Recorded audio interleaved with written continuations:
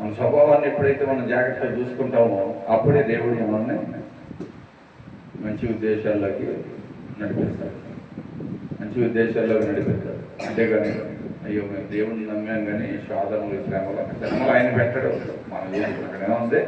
నేను పర్వాలేదు, నేను నిలబడే ఉన్నాను అనుకున్నాడు పడిపోకుండా చూసుకోవాలి. ముందు నీ ప్రార్థన జీవితం ఎంత ప్రత్యక్షంగా ఉంది, నీ విశ్వాస జీవితం ఎంత గట్టిగా ఉంది, ఎంత బలభరితంగా ఉంది, దాన్ని నువ్వు గుర్తుంచుకోవాలి. దేవుడు నీకు చేసిన గొప్ప కార్యాలు కూడా గుర్తు చేసుకోవాలి. శ్రమను గుర్తు తెచ్చుకుంటా కార్యాలు మర్చిపోతాం. కానీ దావీదు అలా మర్చిపోవాలి.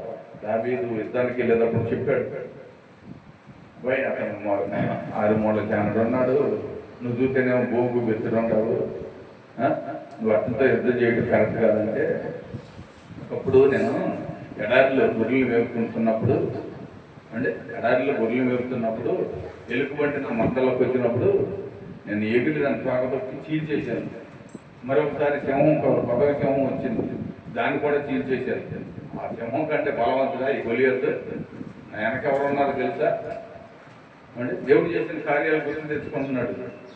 ఒక దెబ్బ గొలియొద్దని జయించగలిగాడు. అట్లాగే నాకు శ్రమలను గుర్తు, నువ్వు పొందిన మేలును గుర్తు తెచ్చుకుంటే శ్రమలు వచ్చిన దోటి దాటి వెళ్ళిపోతావు. అంటే దేవుడు నీకు చేసిన మేలు గుర్తు తెచ్చుకుంటూ ఉంటే నువ్వు శ్రమల నుంచి దాటి వెళ్ళిపోతావు. అంతేగాని పండుగలు ఎప్పుడు వస్తూ ఉంటే వెళ్ళిపోతాం. అంటే పండుగలు ఎప్పుడు వస్తూ ఉంటే వెళ్ళిపోతాం. కానీ మన జీవితంలో మార్పు రావాలి కదా, అంటే మార్పు కావాలి కదా. మార్పు లేని జీవితం ఎలాంటి మార్పు లేని జీవితం అంటే జీవితంలో లేని ప్రార్థన, అంటే వర్షించిన మేఘాలు ఒకటే, కన్నీరు లేని ప్రార్థన, వర్షించిన మేఘాలు ఒకటే. అంటే నల్లగా పట్టేసింది అనుకోండి మేఘం, అమ్మో 2 దుక్కులు ఆనపడితే బాగున్నాయి, వ్యవసాయానికి విత్తనాలు వేసుకోవచ్చు అనుకుంటాడు రైతు యజమాని. అనుకుంటాడా? ఒక్క చెరుకు కూడా పడకుండా తేలిపోయింది అనుకోండి, ఎంత నిరాశపడిపోతాడు రైతు. కన్నీరు లేని ప్రార్థన కూడా దేవుడు అంతా చూసి నిరాశపడుతుంది. ఇక వెనకాలం అంటే ఇంతే, ఈ పొడి పెదవులకి వెనకటే కానీ ఎల్ల దుఃఖము వేదన, అంటే భారం కలిగిన భారభరితమైన ప్రార్థన జీవితం ఎండలో లేదు. ఇంకా ప్రార్థన అంటే రేకులు దాటి కిందకు వచ్చింది కానీ పైకి వెళ్తారు, రేకులు కిందే ఉంటాయి. ఇటు తిరిగి మళ్ళీ మన వెనకాల వచ్చేది మన ఇంటికి, ఆకాశానికి చేవట. అదే కన్నీటి ప్రార్థన నీవు దుఃఖంతో వేదంతో చేసావు అనుకోండి, ఆ కన్నీటికి దేవదత్తం దిగి వచ్చేది. దేవదత్తం దిగి వచ్చి ప్రభావ ఇదిగో నీ కుమార్తె నీ కుమారుడు కార్తీన కన్నీరు భూమి మీద ఒలికింది ప్రభావ, ఇదిగో తీసుకెళ్ళే గుడిలో దాచినట్టు ఏదో ఒక రోజున తీర్పుదనన్నా నీ కన్నీరు అక్కడ లెక్క అంటే లెక్క చెప్పు. ప్రతిదానికి ఒక ప్రత్యేకత ఉంటుంది. నేను ఏం చెప్తాను, 2 పక్కల తలకాయ ఉంటే ప్రయోజనం ఉండదు. అంటే నో ఎస్, అంటే నో ఎస్, ఈ 2 ఉండాలి. రెండిట్లో ఏదంటే ఎస్ ఉండదా, నో ఉండదు, ఎస్ ఉండదు. అలాగే చేస్తాను పండుగలు తెలుసుకుని చేసి ఉండాలా. నిజంగా ఎన్ని సంవత్సరాలు అయింది మనం ఇక్కడ, ఇప్పుడు దగ్గర 4-5 సంవత్సరాలు అవునా కదా, అంటే 5-6 సంవత్సరాల నుంచి ఇలాగే ఉన్నాం. అంటే మరుగుజ్జు క్రైస్తులు అవునా కదా, మరుగుజ్జు క్రైస్తులు అయినా ఎదుగుదల లేదు, మరుగుజ్జు ఎగదారిపోయింది. నేను నాయుడుగూడెంలో రోడ్డు పక్కన తిరుగు పక్కన చిన్న బడ్డీ ఉంటుంది. ఆమె ఎంత ఉంటుంది మొన్న మధ్య చనిపోయింది. నేను ఆమెనే చూశాను. మొన్న ఎంత ఉంటాడు అలా, ఆమె ఎంత ఉంటుంది, ఆయన ఎంతే ఉంటాడు అలా, ఎట్లా ఎదుగుతున్నాడు చూసేనే పొరపాటు అంటే అలా అమ్మ చచ్చిపోయింది. కొడుకు చెడు కనుక ఆమె ఎంత ఉంటే నీకెంత ఉంటాడు సేమ్ నీతో. వాళ్ళకే ఉంటుంది, ఎవరికైనా ప్రయోజనం ఉంటుందా? ఏమంటే బయట వివాహం చేయాలంటే ఎవరన్నా ఆ సైజు పిల్లలు ఎక్కడ ఎత్తుకొస్తాను, కొన్ని పిల్లలంతా ఇష్టపడతారు ఎవరన్నా? చూడండి, క్రైస్తవ జీవితంలో మరవిధం ఉంటే ఆ వ్యక్తి ఎక్కడ ప్రబలించలేదు. కుటుంబం స్త్రీ అయినా పురుషుడైనా అంటే బాధపడుతుంది. ఎదుగుదల కావాలి అండి. స్టార్టింగ్లో ఎదగకపోయినా అంటే మన పిల్లలు చిన్నప్పుడు ఎదగలేదు అనుకోండి, ఏం చేస్తారు? డాక్టర్ దగ్గరికి వెళ్తాం. డాక్టర్ ఏం చేస్తాడు, కడుపులో నలుపురులు ఉండి అమ్మ పావుల ముందు వేయంటే వెళ్ళలేస్తారు. ఆ వెళ్ళలేసినాక అరుగుదలకు ముందు ఎత్తారా, అది కూడా పెరగకపోతే మళ్ళీ తీసుకెళ్తారు. ఎందుకని బిడ్డ పెరగకపోతే అంటే బిడ్డలో ఎదుగుదల రాకపోతే తల్లిదండ్రులకు బాధకరంగా ఉంటుంది. మరి ప్రభుకి ఎంత బాధ ఇప్పుడు మనం చూసి మరొకటి క్రైస్తవం చూసి ప్రభుకి ఎంత బాధకరంగా ఉంటుంది. ఇంకెంతకాలం ఉంది ఈ గెస్ట్ మారిపోయి ఇట్టాయి కదా, ఈ చివరి వరకు ఉంటాను అంతవరకు మధ్యలో రాలిపోతారు. దేవుడు కూడా బాధపడతారు. అదవుతుంది. మీకు బాధ ఉండదేమో కానీ దేవుడికి బాధ వేసేది అంటే కొద్ది గొప్ప నాకు కూడా బాధ వేసేది. దేవుడు అంత కాకపోయినా నాకు కూడా కొద్ది గొప్ప బాధ వేసేది. అదవుతుంది. దాన్ని అర్థం చేసుకోవాలంటే ఎవరు వస్తారు అంటే దాన్ని అర్థం చేసుకునేవారు ఎవరు ఉన్నారు చెప్పండి.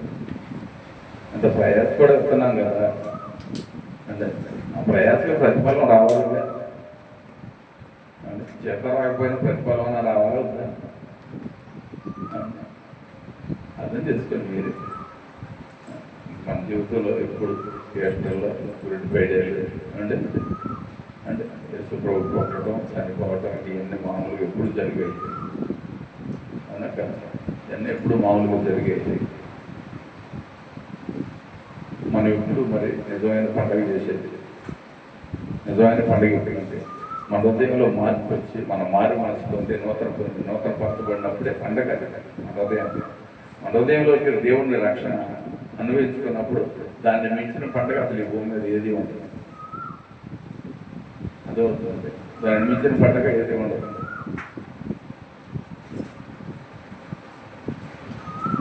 అది అలా కొనసాగింది. మనం ఆచార్యులు పండుగ చేస్తామండి. ఆచార క్రైస్తవులు అంటే దేవునికి అనుకూలమైన క్రైస్తవులు కలిగి ఆచార క్రైస్తవులు జాగ్రత్తగా అర్థం చేస్తాం. మన పండుగలు బాగా ఇంపార్టెంట్ అయిన పండుగలు ఏంటి? మన పండుగ క్రైస్తవ పండుగ ఏది?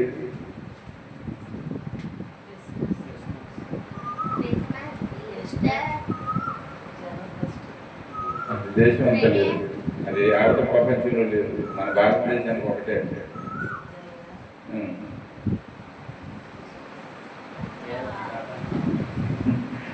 క్రిస్మస్ అన్నింటికంటే ప్రాముఖ్యమైనది. యావత ప్రపంచం అంటే యావత దేశాలు, మన భారతదేశం ఒకటే కాదు, యావత దేశాలు పండుగ చేస్తుంది. ఎందుకనంటే క్రీస్తు పుట్టాడని నిరూపించుకుంటాడు.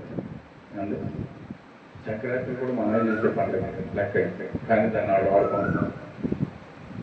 అది కోత పండుగ. సంక్రాంతి పండుగ కోత పండుగ. క్రైస్తవులు అదేవిధంగా కోత పండుగ. వాళ్ళు అది మొక్క కోసుకుంటాం, ముడి దేశం వాళ్ళు చేసుకుంటున్నారు. చూడండి, చాలా జాగ్రత్తగా ఆలోచించాలి. జీవితంలో పండగ నీకాలండి. నీ హృదయంలోకి దేవుడు ఇచ్చినప్పుడు పండగ. నువ్వు దేవుడిని సంపాదించుకున్నప్పుడు అదే పండగ, అదే ఇల్లువైన పండగ. ఈ ఒక్క ఉంటే వెళ్ళిపోతాం. అందరూ చేస్తారు, మార్పు ఉన్నోళ్ళు చేస్తారు, మార్పు లేనోళ్ళు చేస్తారు ఈ పండగ. అవునా కదా? చేస్తారా? కానీ మార్పు అనేది నీ హృదయంలో ఉంటే నీకు నిత్యం పండగ. నీ గృహంలో ఎప్పుడు ఆనంద బాష్పాలకు వెలువెత్తుతూ ఉంటుంది. అది నీ నుండి నీ బిడ్డ పెట్టదు, నీ బిడ్డల నుంచి నీ కుటుంబం అందరి నుంచి రేపు రాబోయే తరానికి కూడా అది జీవదారులుగా ఉంటుంది. దానిని సంపాదించుకోవాలి. మనం గొప్పగా వాక్యాన్ని బోధించవచ్చు, లేకపోతే గొప్పగా పాటలు పాడవచ్చు, గొప్ప వర్తమానాలు మనం తెలుసుకోవచ్చు. ఈ దినాల్లో వాక్యం ఏముందండి, చచ్చిపోనుంటే యూట్యూబ్లో కొట్టి చూస్తున్నారు.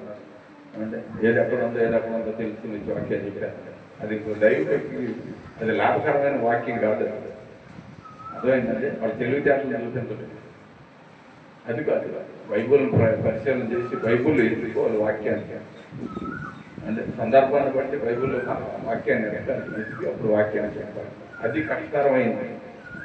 అంటే వాళ్ళు చచ్చిపోయిన గూగుల్ పోయింది బోర్డుల నుండి అంటే గూగుల్ సెట్ చేసుకుంటే కొన్ని అర్థం, అంటే యూట్యూబ్ సెట్ చేస్తే కొన్ని అర్థం, కొన్ని పడుతుంటే ఒక్క అక్షరం మీద అసలు ఎక్కడెక్కడ ఉండి ఏంటంటే మొత్తం వచ్చేస్తుంది. ఇవన్నీ చూసే వాడు వాక్యం బాగా సంబంధం. చేతగానోడు కూడా గంట ప్రార్థన చేయలేడు కూడా గొప్ప 2 గంటలు వాక్యం చెప్పగలుగుతాడు. అంటే గంట సేపు అరగంట సేపు మోకరించి ప్రార్థన చేయమని గంట సేపు వాక్యం చెప్పే వ్యక్తిని అంటే నేను చెప్తాను అప్పుడు ఆయన ఎంత ప్రత్యక్షం గల క్రైస్తవుడు.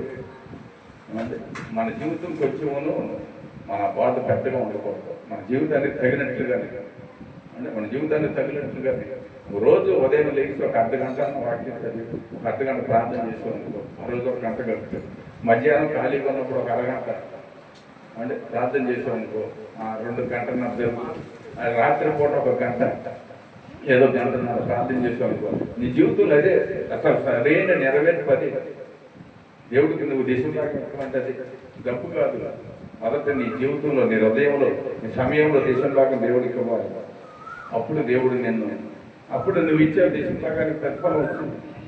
ఆయన 100 30 చేస్తానన్నాడు చూడు, అప్పుడు ఇచ్చింది ఆ పద్యం అప్పుడు చూస్తావు. అంతేకాని నువ్వు నోరు కలపకుండా, పెదాలు కలపకుండా, మోకాళ్ళు కింద వాంచుకోకుండా అంటే నువ్వు 10,000 ఇచ్చే లేకపోతే ₹1,00,000 ఇచ్చే దీవెన రావాలంటే నువ్వు దేవుడికి ఇవ్వాల్సింది ఇచ్చేయాలి. ఇది సమయం. అందుకే రోజుకి 24 గంటలు ఇచ్చాడు దేవుడు. వారంలో 7 జనాలు ఇచ్చాడు. సంవత్సరానికి 52 వారాలు ఇచ్చాడు. వీటిని జాగ్రత్తగా గమనించి గ్రహించుకుని నీవు నేను ప్రార్థన చేయాలి. అప్పుడే నీ బాధ, నీ భక్తి దేవునికి అనుకూలంగా ఉంటుంది. లేకపోతే అంత దూబైపోతుంది. అంటే దూబైపోతుంది. చెప్పటానికి పనిపడుతున్నాను, పాటించడం పనికదు. అదేంటంటే చెప్పేవాడు పాటించేవాడు ఉండాలి. పాటించేవాడు పనివాడు అయితేనే పాటించగలుగుతాడు, పని రానివాడు పాటించలేడు. అవునా కదా? జాగ్రత్తగా ప్రార్థన చేస్తాం. ఇప్పుడు మనకు దేవుడు 2020 సంవత్సరం అంటే 4వ నెల 20వ తారీఖు అంటే ఈ నెలలో కూడా 200 రోజులు జరిగిపోయింది. 10 రోజులు గడిచి కూడా అయిపోతుంది. ఇలాగే మన జీవితంలో సంవత్సరాలు, నెలలు అంటే వారాలు, దినాలు గడుస్తూనే ఉన్నాయి. కానీ మన జీవితంలో దేవుడు ఎప్పుడు వస్తాడనేది మనం పరిశీలన చేసుకుని ప్రార్థన చేయాలి. ప్రార్థన చేస్తాం.